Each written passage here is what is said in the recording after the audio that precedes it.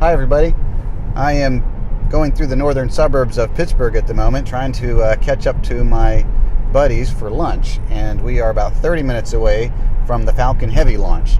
So by the time you see this, we will know whether or not Elon has managed to pull off with his SpaceX company an unprecedented achievement of launching a car into orbit and also returning 3 rockets to be reused. He this morning actually said that he put the odds somewhere around, he thought it was 2/3 a chance of being successful, but realistically felt it would be more about 1/2. So I'm kind of hoping that we get something really memorable out of this. That's not really what I want to talk about on this drive. I had something else I wanted to talk about while I'm rushing up to meet them. That has been a recurring theme over the last, I've owned the car for 3.5 years, but this goes back longer than that. So we'll say over the last 4 years, but I think it has definitely become more and more of an issue over time.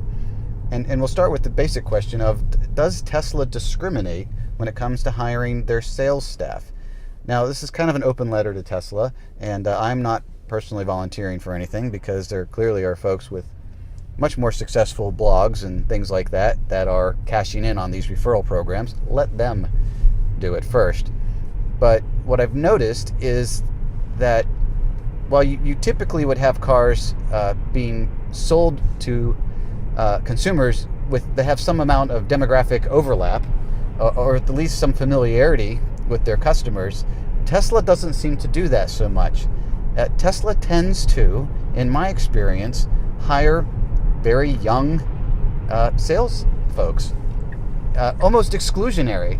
They can't put it on the application, certainly, but I think anybody that's ever been in a Tesla store is going to be definitely in the minority if they found a salesperson or an owner advisor, whatever term it is Tesla wants to use, that is anywhere older than 35. You start running that up to like 40, and it becomes really narrow. Now, you could say, well, Tesla's a newer company, so their workforce tends to be newer and younger. And that's sort of true, except for the fact that we know that Tesla is attracting people to their company who believe in the mission and who are coming in from other industries. Well, they're certainly not people who are just starting out. They might be experienced in other car manufacturers' stores or dealerships, or just sales in general, or in many cases just, they're really good at marketing themselves for the job, but you don't see a lot of older folks there. Now, Tesla has an interesting way of calculating how they pay the people who work in the stores, and over the years, again, talking to various people here and there, best I've been able to glean is that they don't work the way a traditional car dealer does, in that they're paying a strict commission. They don't do that. But what they will do is they definitely track who sells the most and who sells how many of this and how many of that, and they will pay a stipend for each sale. That stipend seems to be going up versus based on the configuration of the car. So like a 75 kilowatt Model S will not get you as large a stipend as a P100D Model X. I have no idea what they're doing with the Model 3. I suspect probably not a whole lot, because they're all being sold through the reservation system at this point. But maybe later on there'll be something with that. So they have a base salary, and then they get these stipends that it's like per car. It's a flat amount. That's how I understand it anyway. Well, when you have that kind of system, if you're going to attract older people who are maybe a little bit more established and who have family and houses and things of their own, basically people that are like the people you're trying to sell to, they're going to have a little bit bigger nut to meet every month, as the saying goes. And in order to meet that nut, they got to have a salary that's commensurate with their expenses. So you're ruling out a lot of folks. Hello there, Mr. Truck. It's okay. I don't need to be here. You're ruling out a lot of people just based on that. But I don't think that's the smartest approach for this particular car. Now, they've done okay selling what they have, and they will do just fine selling the Model 3. Because the demand is what the demand is, and I don't think they have any trouble meeting the production needs for the demand. The product is good enough, the charging network and all of those things. But it must be said that Tesla does not market peer-to-peer. And I know you would say, oh, a Mercedes dealer doesn't do that either.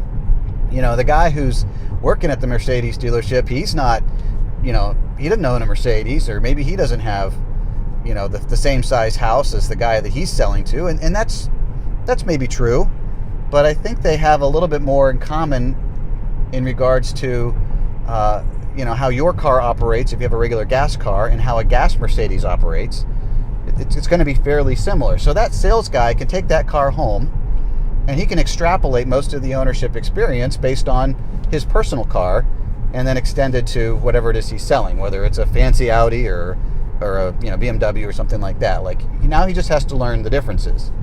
But when you're talking about a Tesla, it is such a sea change. It is such a massive change for most of your buyers, especially as the Model 3 comes out, that unless you live with the car day to day, you don't really know what to compare it to. And I think you'd have a hard time making a solid comparison in a way that would be meaningful to a buyer that has legitimate questions about that. Like, where do you charge it? What do you do if you are running short getting into a supercharger? What about on a long road trip, hundreds of miles from home, and it gets cold, or it gets this, or it gets that? How do you answer those questions? Hey, I want to buy a bike rack for my car. What bike rack should I get? How do I hook it up? All of those things. A regular car dealer or salesperson is going to be like, oh, well, I have a car, and this car is just like my car, but maybe slightly different in some of the details, but I can tell you how that's like. Well, and you're not going to ask him where the nearest gas station is, let's be honest. Everybody knows how that works. But he'll be able to explain the things that are different. But when you're talking about somebody who is looking to go in an electric car, and you don't own an electric car, let alone the same electric car, it's all guesswork. It's all like, well, here's what I have been told by my corporate, minders, or here's what maybe other owners have said to me that as best I can remember, but it's not a first-hand experience. A Tesla salesperson who does not own a Tesla is probably, I'm assuming, not making a lot of multi-day, hundreds of miles road trips on superchargers alone, deep into the next state over, or a couple states over, or something like that. They just aren't getting that experience. So when the buyer comes in, or prospective buyer comes in and says, well, how does it do that? They're not giving you the most accurate answers. Now, there's a lot of forums and there's a lot of blogs. Hey, I know one that you can go to get some of those answers. And you can ask the people who put those together. You're welcome to comment on my videos. I will answer questions if they appear there. But is it really the same? And is that really a universal thing that people do when they buy a car? I suppose you could make the argument that in this day and age, the prospective buyer of any car should be on the internet doing a lot of research on the forums. Every car has a forum of some kind. It doesn't matter what it is. It's a Ford Escape here in front of me. I guarantee you, if you search somewhere online, you will find a forum full of dedicated, devoted people to that specific Ford Escape model, that generation even, not even just the brand and the make, the model, but to that specific generation you'll find, which is a great resource when it comes time to, what kind of tires do you want to buy and all that kind of stuff.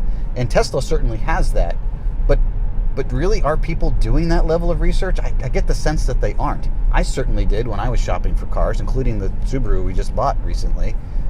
And that's part of the reason why I generally would buy a car that's a couple years old, is to see what's, in the first couple years of shaking those cars down, what did people discover? What was wrong? What did they need to fix? But, going back to my main point is, does Tesla discriminate by age? I think they absolutely are accidentally, perhaps, discriminating by age, and that's being a generous assessment, I think, when it comes to who their salespeople are in the stores. If you don't pay enough, you won't get the people who would otherwise be able to afford the car. There isn't a lower level electric car that's even comparable. So even if you were to hire somebody that has a Leaf, they're really not going to be able to answer questions that are related to the experience of having a Model X. Like, there's too much different about them, let alone the charging network and things like that. So there's some inherent challenges in trying to have a salesperson who really, really knows the target market for a particular car. However, they have in their stable, in their favor, Tesla has a lot of owners who will donate their time and their resources, like me, to answer the questions and to be very forthright about the ups and downs of owning the car. Why they've never leveraged that at the store level, I'm not sure I understand. Because the referral program is great if you know the person doing the referral. But considering that they are selling, I should say they are delivering somewhere around, I would think maybe, let's say conservatively, 10 cars a week out of my local store. So 500 some odd cars a year. And I'm one of the earlier owners. There's only been a couple times that I've been contacted by a sales person to answer a specific question about the car. Usually it's been about bike racks, actually, if I'm honest, because I haven't had a hitch on my car. But it's been very rare that has occurred. Now, we see people around, and people talk to us in parking lots, all the owners, and ask questions at the superchargers and stuff like that, so you still have those opportunities. But that's not Tesla doing anything. That's just us happening to be there. I don't know why they wouldn't want to curate that experience a little bit more. I think Porsche used to do that years ago with some kind of an owners group that they had, but I didn't own a Porsche, so I can't answer that with any authority. But I think there's a fundamental problem when you have, let's say on average, as a guess, a guy around age 40 who has amassed enough assets that he can buy a Tesla or lease a Tesla, going in to talk to, typically he's going to be a property owner, or at least, something of, he has some control over where he charges, or she. I don't mean to exclude women. I'm just saying, demographically, my understanding is it's more men than women buy Teslas, at least at this point. That's just in the demographics from what I've seen reported. But so he goes in, and the sales guy is 2 years out of college, working, in his first job or couple jobs, and making, a fraction of what it would be necessary to qualify for even the most generous loan on the car or a lease, and may not even own a car, which has been what I hear a lot, is that they don't even have cars. That's been a fairly common thing that I've heard, actually, among the associates. And he asked that guy, well, how do I drive it from here to Washington, D.C.? What's that like? And he doesn't get anything other than what's on the website. I don't know how many cars that sells. I don't know how compelling that is.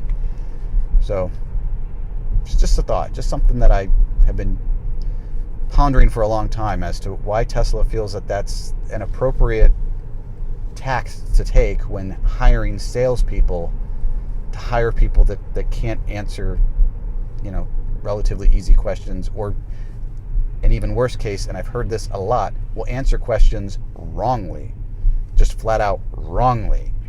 And that is especially problematic with autopilot. I mean, you have to spend a lot of time with autopilot to really understand autopilot, and they don't spend the time because they don't own the cars. So, it gets to be, it's going to bite them at some point. It's going to bite them. Hopefully not, but I feel like it's going to be a problem at some point. Anyway, just my thoughts on Tesla's sales staff. Time to get some lunch. Thanks for watching. Please subscribe. Still trying to get more numbers up there, which is part of the reason why I do these, but also to keep myself occupied when I'm driving around. Thanks for watching, everybody.